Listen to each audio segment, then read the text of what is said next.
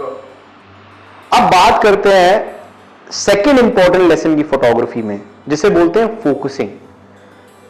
कभी कभी आपने देखा होगा जब आप फोटो लेते हो तो आपका मेन सब्जेक्ट होता है वो शार्प नहीं आता। कैसे फोकसिंग करें कि आपका सब्जेक्ट हमेशा शार्प आए, वो हम जानेंगे आज फोकसिंग में। फोकसिंग का मतलब क्या होता है?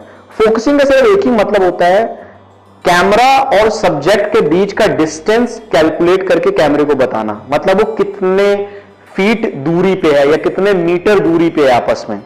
ओके, अब अगर आप अपने लेंस को मैनुअल फोकसिंग पे डाल दो, एम पे डाल दो, अब क्या होगा, आपका 1855 अगर लेंस आप यूज कर रहे हो तो इसमें दो रिंग्स होते हैं। एक होता है आपका जूम रिंग जो 18 से 55 जाने के लिए होता है, और दूसरा होता है आपका फोकसिंग रिंग। ये क्या करता है, आपका सब्जेक्ट को क्लियर करता है, राइट। अब आप ऐसा करो, अपने व्यू फाइंडर से लगा के देखो और मैनुअल फोकसिंग से किसी सब्जेक्ट को बिल्कुल शार्प करके देखो। जब आप इसको शार्प करोगे, जब आपका सब्जेक्ट शार्प हो जाएगा आंखों से, तो नीचे की तरफ लेफ्ट साइड में अगर आप देखोगे तो एक ग्रीन लाइट जल जाएगी, ग्रीन लाइट ऐसे ग्लो कर जाएगी, जिसे बोलते हैं रेंज फाइंडर कॉन्फर्मेशन। वो जैसी जले आप इसको क्लिक बटन दबा दो तो आपकी फोटो हमेशा शार्प आएगी मैनुअल फोकसिंग में। और इससे पहले जितने भी फोटोग्राफर्स थे वो मैनुअल ही फोकस करते थे। वो उन्हें नियरली पता होता था कि कौन सी चीज उनसे कितनी दूर पे है। कोई चीज उनसे 5 फीट की दूरी पे है या 20 फीट की दूरी पे है या 50 फीट की दूरी पे है, और उसी हिसाब से वो एडजस्ट करते थे।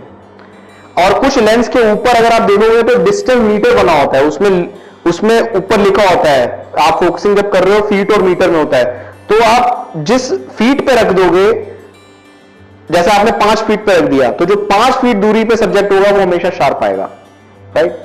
तो ये मेन मकसद होता है मैनुअल फोकसिंग का। आप खुद अपने हाथ से फोकसिंग रिंग को घुमा के अपने सब्जेक्ट को शार्प करते हो या आउट ऑफ फोकस करते हो। अब आप लेंस को ऑटो पे डाल दो।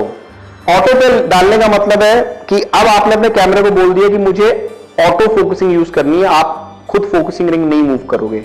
अब निकॉन कैमरास में एक तरीका होता है कैसे फोकसिंग की जाती है।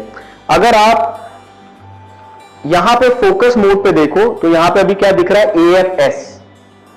अगर मैं इस पे क्लिक कर दूं तो यहां पे इतने सारे ऑप्शंस हैं।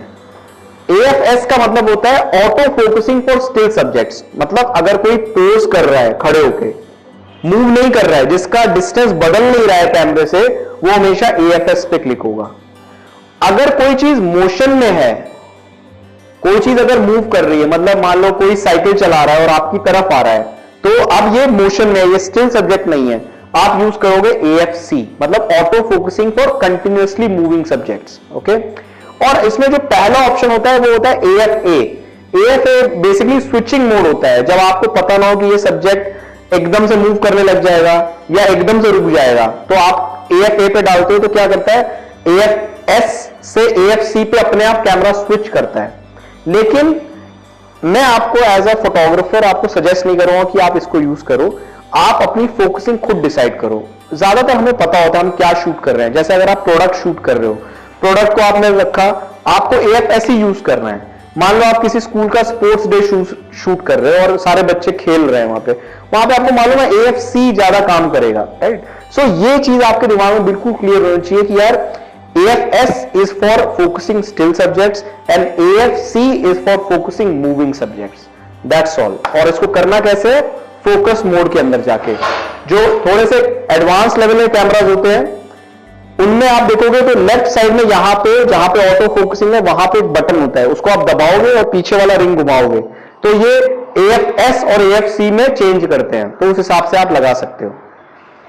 Thank you.